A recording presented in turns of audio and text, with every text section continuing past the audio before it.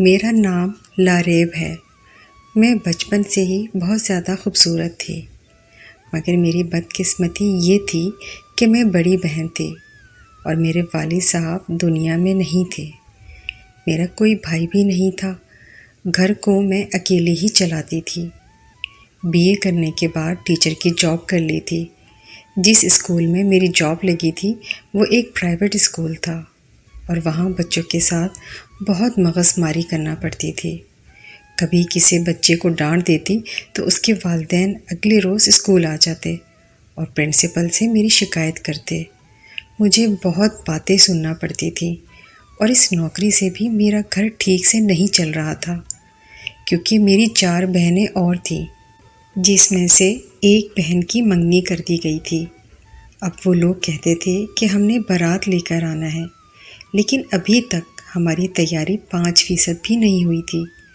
امی کہتی تھی کہ سب کچھ کیسے ہوگا، ہمارے سے تو گھر کے خرچے ہی نہیں پورے ہوتے۔ میری تنخواہ کے جو بھی پیسے آتے وہ گھر کے خرچ میں چلے جاتے۔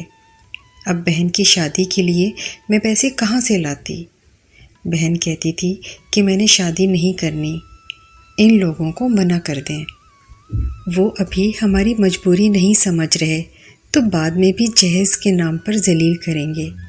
لیکن امی کہتی تھی کہ سارا زمانہ ایک جیسا نہیں ہوتا۔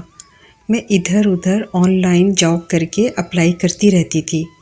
میں اپنی طرف سے پوری کوشش کرتی تھی کہ کہیں سے مجھے کوئی بہتر نوکری مل جائے۔ پھر ایک دن بہن کی سسرال والوں نے کہہ دیا کہ آپ لوگوں نے شادی نہیں کرنی تو منگنی توڑ دیں، ہمارے بیٹے کو کیوں بٹھا رکھا ہے؟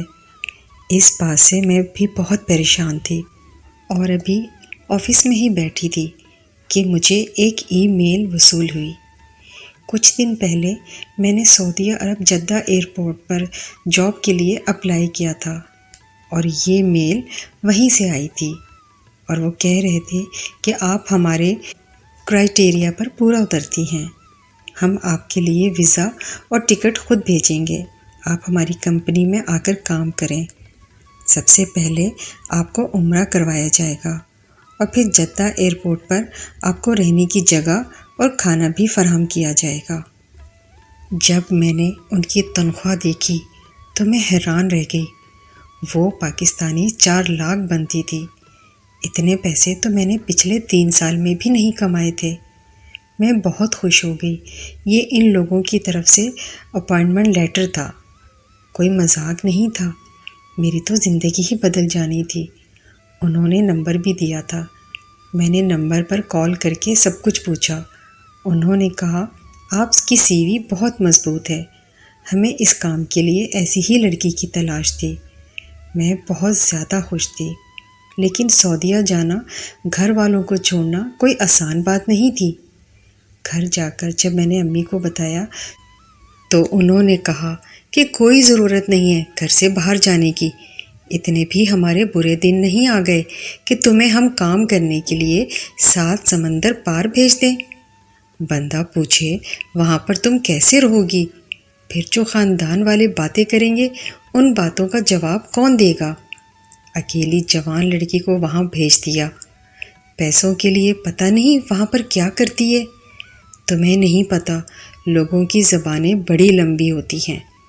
میری امی نے تو صاف انکار کر دیا، مجھے ڈھیر سارے لیکچر بھی سنائے، لیکن جب میں نے آخر میں کہا کہ میری تنخواہ پاکستانی 4 لاکھ ہوگی، تب میری امی حیران رہ گئی اور پھر بولی دنیا کا تو کام ہے بولنا، دفع کرو، لوگوں کا تو کام ہی یہی ہے، دوسروں کی برائیاں کرنا۔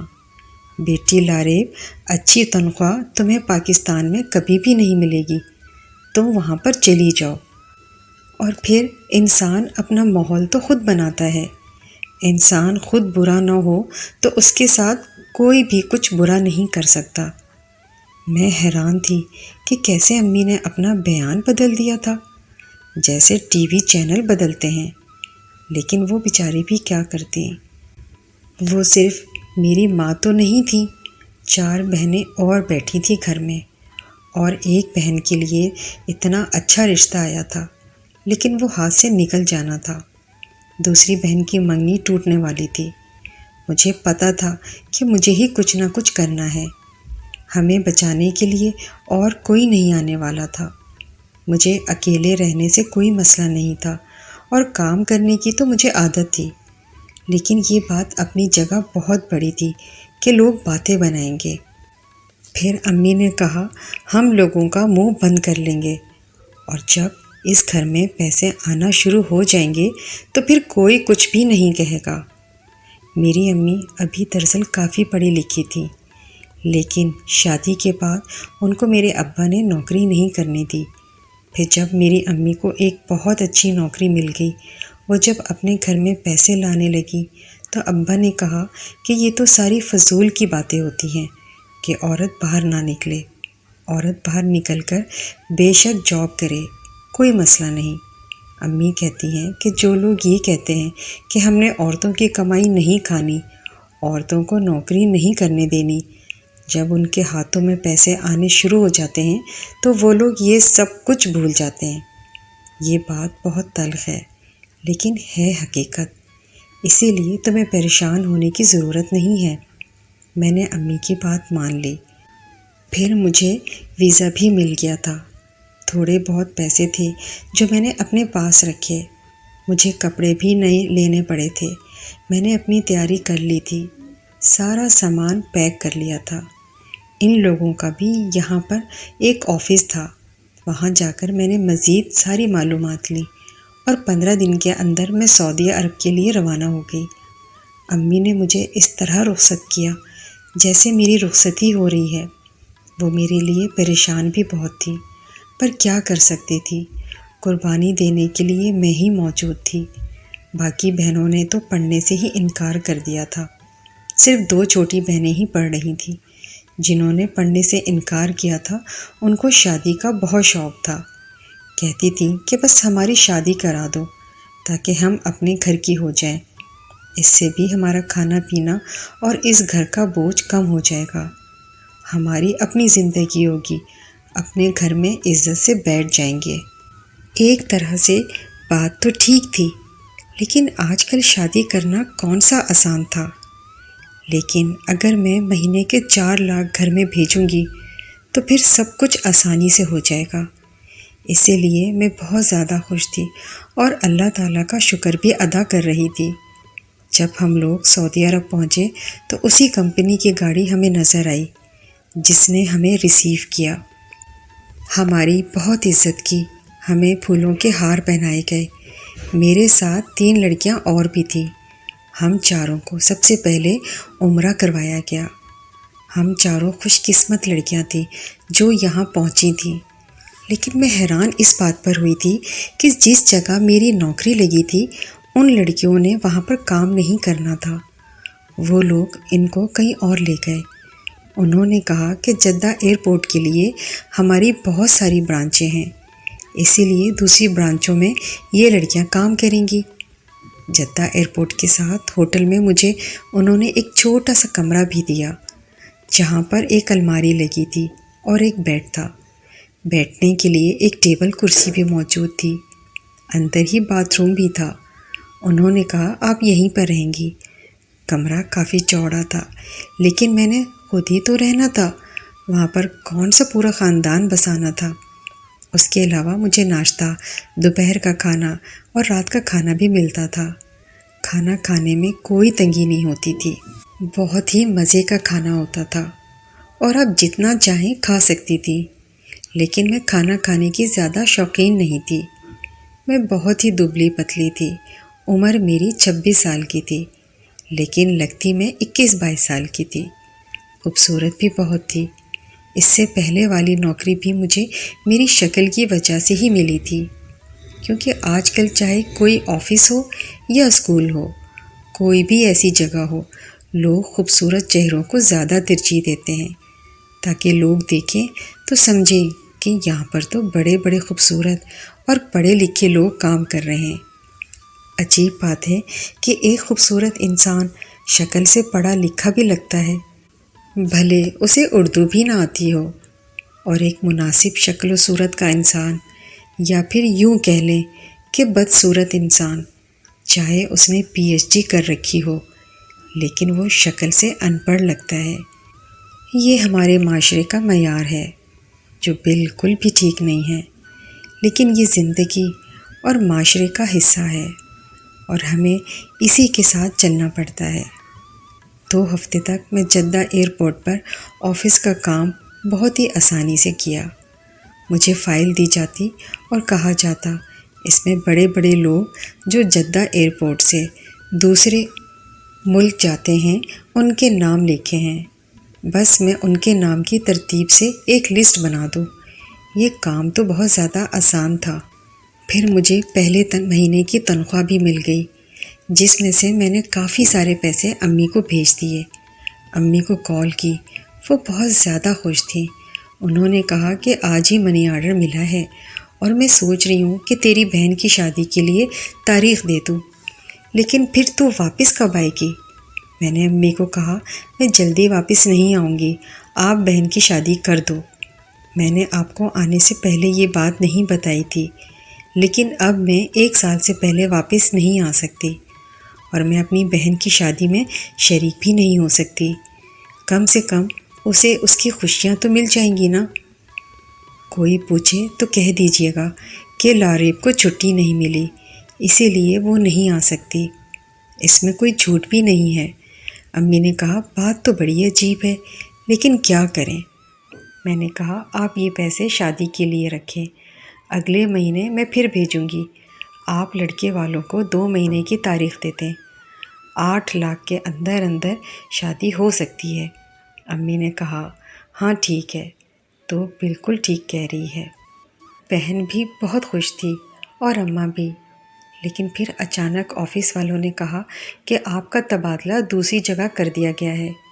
میں نے کہا کیا مجھ سے کوئی غلطی ہو گئی ہے؟ تو انہوں نے کہا کہ نہیں، آپ کام بہت اچھا کرتی ہیں، وہاں پر کام زیادہ ہوتا ہے، اسی لیے سوچ رہے ہیں کہ آپ کو وہاں بھیج دیں اور آپ کی تنخواہ بھی وہاں جا کر 5 لاکھ پاکستانی ہو جائے گی۔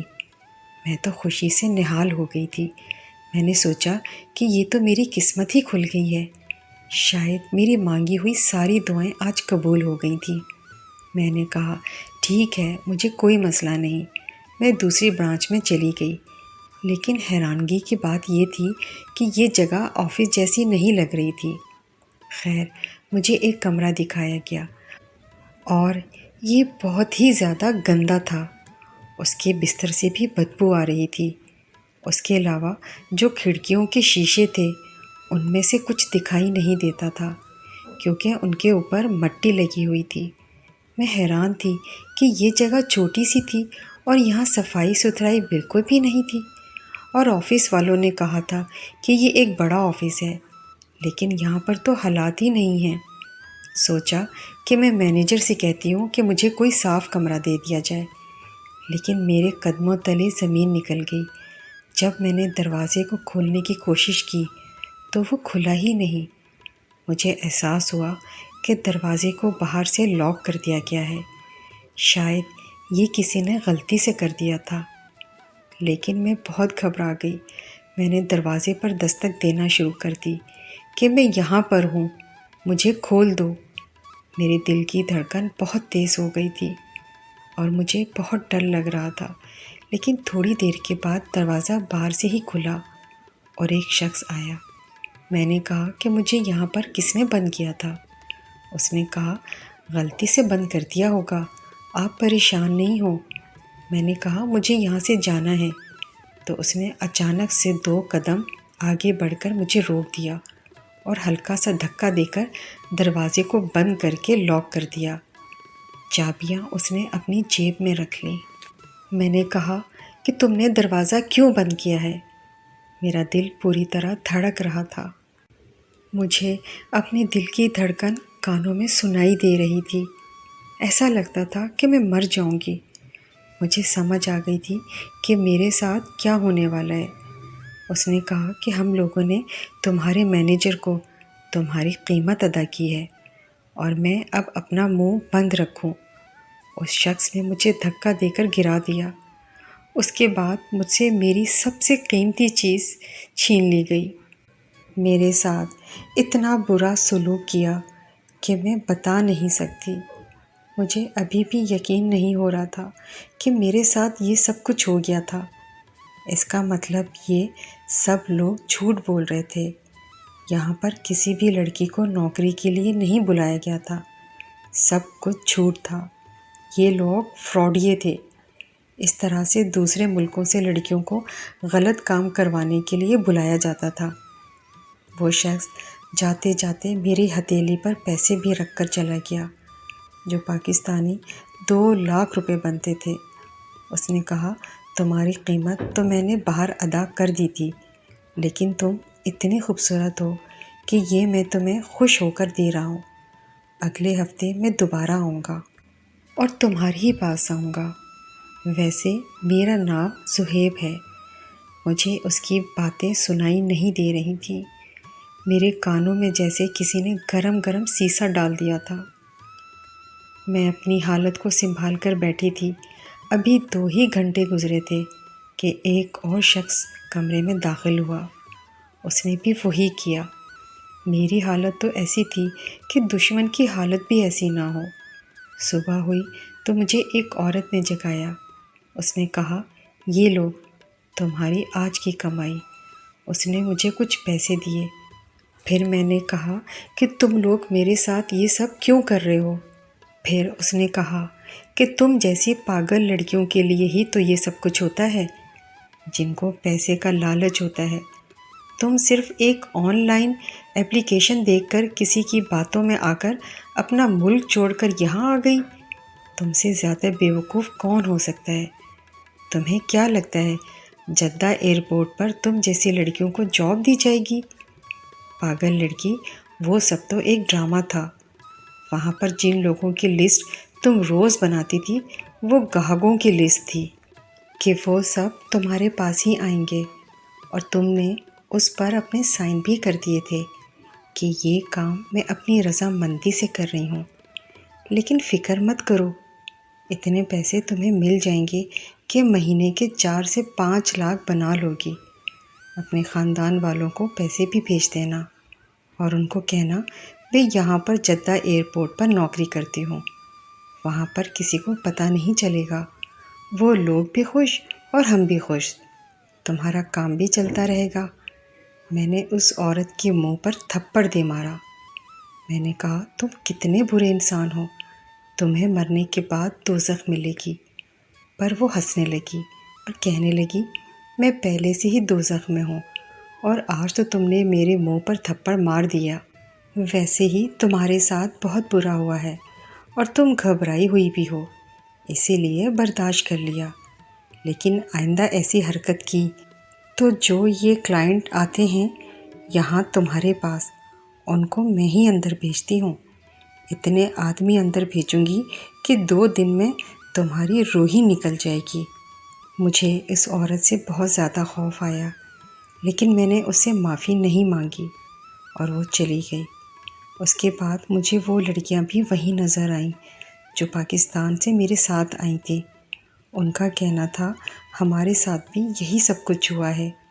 یہ بہت خطرناک لوگ ہیں اور یہ بہت بڑا گینگ ہے۔ ہم ان کو نہیں روک سکتے۔ ہماری زندگی اب یہاں پر پھنس گئی ہے۔ وہ سب بھی میری طرح مجبور تھی، پر ایک نے کہا کہ اچھا ہے، گھر والوں کو تو پیسے مل جائیں گے، ہمارے ساتھ کیا ہو رہا ہے کسی کو کیا پتہ۔ وہاں بھی تو 10,000 روپے والی نوکری کے پیچھے ذلیل ہی ہو رہے تھے۔ 2 ہفتے بعد انہوں نے ہم سے ہمارے گھر والوں کی بات کروائی، لیکن اسپیکر آن کر کے، اور ایک خوفناک شکل کا آدمی بھی وہیں پر بیٹھا تھا۔ اس نے کہا کہ تم لوگ اپنے گھر والوں کو کہو گے کہ ہم یہاں پر بہت خوش ہیں، تاکہ وہاں پر کوئی ہلچل نہ ہو۔ لیکن ہم سب نے اپنے گھر والوں سے جھوٹ بولا۔ ہمارے آنسو ہمارے حلق میں اٹک گئے تھے، زبان ساتھ نہیں دے رہی تھی، لیکن پھر بھی جھوٹ بولا اور کہا کہ ہم لوگ یہاں پر آفس میں کام کرتے ہیں، سب کچھ بالکل ٹھیک ہے، بہت اچھے لوگ ہیں، پردے کا بھی انتظام ہے، ہم لوگ کسی بھی مسئلے میں نہیں ہیں۔ لیکن ایک لڑکی اپنے جذبات پر قابو نہ رکھ سکی اور اچانک سے کہہ دیا کہ میں بہت بڑی مشکل میں ہوں، لیکن ابھی اس کی بات پوری نہیں ہوئی تھی کہ فون کاٹ دیا گیا۔ لیکن اس کے بعد ہماری آنکھوں کے سامنے اس لڑکی کو اتنا مارا گیا کہ وہ بے ہوش ہو گئی اور ہم پوری طرح ڈر گئے۔ پہلے دن جو آدمی میرے کمرے میں آیا تھا وہ ہر دوسرے دن آتا۔ اس نے کہا کہ میں اس کو بہت اچھی لگتی ہوں۔ میں نے اسے کہا تم مجھے یہاں سے نکلوا سکتے ہو؟ اگر میں تمہیں اتنی اچھی لگتی ہوں تو تم میری مدد کرو۔ اس نے کہا کہ کیا تم یہ کام اپنی مرضی سے نہیں کرتی؟ میں نے کہا کہ نہیں۔ پھر میں نے اپنے بارے میں سب کچھ بتا دیا۔ میں بہت مجبور ہوں۔ وہ روز میری مجبوری کی داستان سن لیتا، لیکن پھر بھی مجھ پر ظلم کر کے چلا جاتا۔ وہ میری مجبوری کے بارے میں جانتا تھا، پھر بھی فائدہ اٹھا رہا تھا۔ 3-4 مہینے اسی طرح گزر گئے۔ گھر والوں کو پیسے مل رہے تھے۔ ایک بہن کی شادی ہو گئی اور دوسری کا نکاح کر دیا گیا۔ رخصتی 6 مہینے بعد رکھی۔ امی کہتی تھی اب تو آئے گی تو دوسری بیٹی کی بھی رخصتی کروں گی تاکہ تو بھی شادی میں شرکت کر لے۔ میں تو بہت ڈری ہوئی تھی۔ میں ان کو کچھ بتا نہیں پاتی تھی۔ اگر بتا دیتی تو بھی کیا بتاتی کہ ان کی بیٹی کے ساتھ یہاں کیا کچھ ہو رہا ہے۔ وہ جیتے جی مر جاتی۔ ایک دن زہیب نے مجھے کہا کہ ٹھیک ہے، میں تجھے یہاں سے لے جاتا ہوں، لیکن اس کے بعد اگر یہ لوگ تیرے پیچھے آئے تو پھر میں ذمہ دار نہیں ہوں گا۔ میں کہہ دوں گا کہ میں تجھے اپنے ساتھ لے گیا تھا اور تو بھاگ گئی ہے۔ میں حیران رہ گئی کہ بالآخر اس نے میری مدد کرنے کا فیصلہ کر لیا تھا۔ اب میں اس موقع سے فائدہ اٹھانا چاہتی تھی۔ اس نے میرا ٹکٹ اور سارے انتظامات کروا کر مجھے جہاز میں بیٹھنے کا راستہ دکھایا اور کہا کہ بس اب تم یہاں سے بھاگ جاؤ، ورنہ ساری زندگی تم یہیں سڑتی رہو گی۔ زہیب بھی پاکستان کا رہنے والا تھا، مگر کام کی وجہ سے کئی سال سے یہاں پر اکیلا رہ رہا تھا۔ اس کی بیوی اور بچے پاکستان میں تھے۔ خیر، میں نے اس کا بہت شکریہ ادا کیا۔ اس نے کہا کس لیے؟ میں نے کہا کہ تم نے مجھ پر بہت بڑا احسان کیا ہے۔ وہ لوگ تو مجھے وہاں پر اسی لیے لے کر گئے تھے اور میں بے وقوف جو پیسوں کے لیے یہاں آ گئی تھی۔ اس نے کہا پگلی تو بڑی خوبصورت ہے، میں پہلے سے شادی شدہ ہوں، ورنہ تجھ سے شادی کر لیتا۔ اس نے مجھے ایئرپورٹ کا راستہ دکھایا اور خود ان لوگوں کو فون کر کے چلا چلا کر کہنے لگا کہ وہ لڑکی تو بھاگ گئی ہے، مجھے باتھ روم میں جانے کا کہہ کر گئی تھی، پتہ نہیں کہاں چلی گئی ہے۔ میں سوچ رہی تھی کہ ان لوگوں کو تو کوئی فرق نہیں پڑنا تھا۔ اگر ایک لڑکی بھاگ جائے گی تو انہیں مجھ جیسی بے وقوف اور مجبور لڑکیاں اور مل جانی تھیں۔ خیر، میں پاکستان واپس آ گئی اور پولیس والوں کو سب کچھ بتا دیا، پر اپنے خاندان والوں کو یہ سب کچھ نہیں بتایا۔ جب امی نے کہا کہ اتنی اچھی نوکری چھوڑ کر کیوں آ گئی، اب میں ان کو کیا بتاتی کہ میں وہاں پر کیا کر رہی تھی۔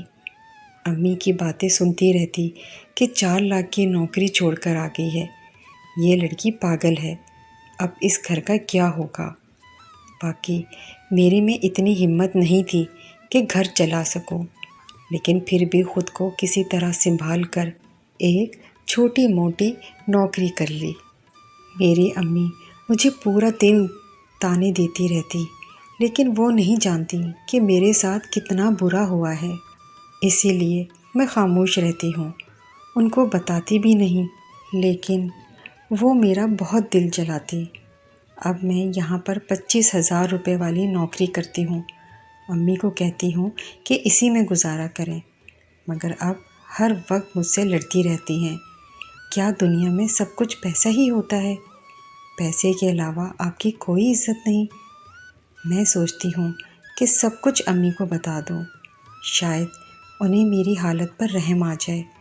میں وہاں پر کتنے ظلم سہ کر آئی ہوں۔ اب آپ لوگ ہی بتائیں کہ مجھے کیا کرنا چاہیے؟ اپنی امی کو ساری بات بتا دینی چاہیے یا ساری زندگی اسی طرح گزار دوں؟ کمنٹ سیکشن میں جواب ضرور دیجیے گا۔